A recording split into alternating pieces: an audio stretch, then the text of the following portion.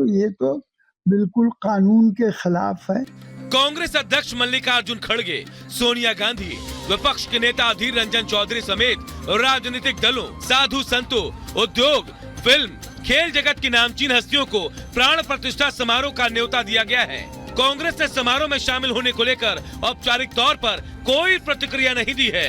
अब सवाल यह है कि प्राण प्रतिष्ठा समारोह पर विपक्ष की सियासत, राम मंदिर प्राण प्रतिष्ठा से इंडी गठबंधन परेशान क्यों, रामलला की प्राण प्रतिष्ठा पर उत्सव से दिक्कत क्यों, तुष्टीकरण की राजनीति करने वालों को क्यों हो रहा दर्द, 500 सालों बाद जन्मभूमि पर राम मंदिर से परेशानी क्यों, राम तो सबके हैं, फिर रामलला प्राण प्रतिष्ठा से दिक्कत क्यों, क्या राम का विरोध करके ही वोट बैंक सुरक्षित रहेगा, सांस्कृतिक राष्ट्रवाद से इंडी गठबंधन को दिक्कत क्यों।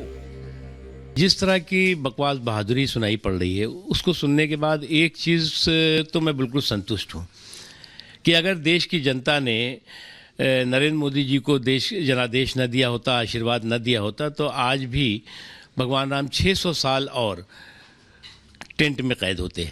और इसी तरह से विदेशी आक्रमणकारी की क्रिमिनल, कम्युनल, क्रूर करतूत के ये लोग कवच बने रहते। साफ है कि राम मंदिर निर्माण और प्राण प्रतिष्ठा समारोह पर सियासत कर विपक्ष तुष्टीकरण की राजनीति को चमकाने की कोशिश में लगा है और 500 सालों बाद राम जन्मभूमि पर रामलला के प्राण प्रतिष्ठा पर देश में उमंग को लेकर सवाल कर रहा है। राम के अस्तित्व को कभी काल्पनिक बताने वाले अब रामलला की प्राण प्रतिष्ठा को लेकर सवाल की सियासत कर रहे हैं। Bureau report, Republic Bharat. और अब बात करेंगे समंदर में भारत की यलगार की। हमास और इजराइल के बीच जो जंग छिड़ी है उसके शोले अब लाल सागर से लेकर अरब सागर तक फैल गए हैं। हूती विद्रोहियों के हमले की जद में अब लाल सागर से गुजरने वाले भारतीय भी आ रहे हैं, लेकिन भारत चुप बैठने वाला नहीं है।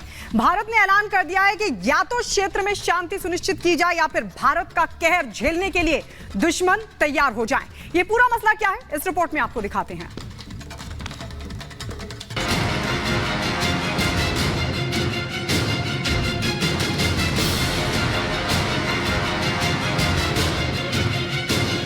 एक हफ्ते के अंदर भारतीय समुद्री सीमा के करीब एमवी प्लूटो और एमवी साइनाथ पर ड्रोन अटैक हुआ। यह हमला भारतीय समुद्री सीमा के बेहद करीब था। दोनों की जहाजों में कच्चा तेल था और दोनों की जहाजों में भारतीय क्रू मेंबर की मौजूदगी थी। बताया जा रहा है कि इन दोनों हमलों का जिम्मेदार ईरान समर्थित यमन का विद्रोही ग्रुप हूती है। हालांकि अमेरिका ने आरोप लगाया था कि एमवी प्लूटो पर हुआ हमला ईरान की धरती से हुआ, लेकिन अमेरिका के इन आरोपों को ईरान ने पूरी तरह से नकार दिया। मगर भारत इन हमलों को लेकर गंभीर है। अपनी समुद्री सीमा के करीब लगातार 2 व्यावसायिक जहाजों पर हुए हमले को भारत हल्के में नहीं ले रहा। भारत ने इसके खिलाफ सख्त रुख अपना लिया है। एक तरफ जहां प्रधानमंत्री नरेंद्र मोदी ने नौसेना को ऐसे हमलों की पुनरावृत्ति पर पूरी तरह से रोक लगाने के लिए जरूरी कदम उठाने को कहा, तो वहीं दूसरी तरफ भारतीय नौसेना हमलों के गुनाहगार तक पहुंचने के लिए फोरेंसिक जांच से लेकर